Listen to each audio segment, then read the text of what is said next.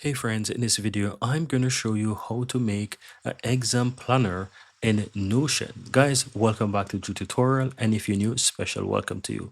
Now, once you're inside Notion, guys, let me go ahead and create a brand new page right here. So let me just call this one exam planner, for example.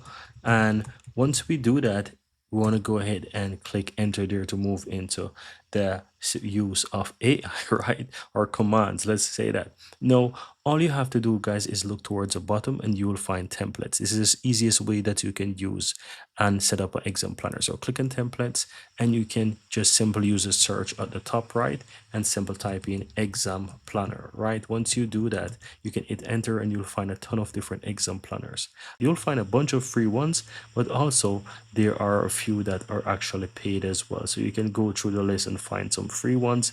And if you want to use something that is paid, it's really up to you. So I'm going to go ahead and use, for example, let's find something that is actually free. So let's use this one right here, right? This is 4.7. So I'm going to click on this one right here.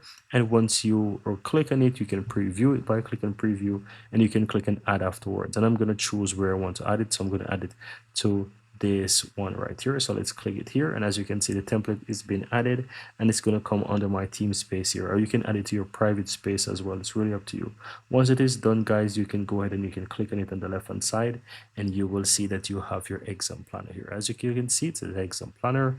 Scroll through and yeah, basically give you some instructions here. You have your user guide and all those good stuff, right?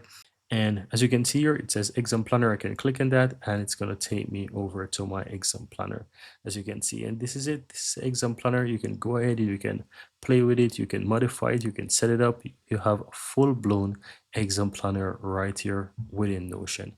And that is as easy as that, guys. Very easy and very simple. Hope you found this useful, and if you do, give this video a like. Let me know in the comments below if you have any question, guys, and hit that subscribe button.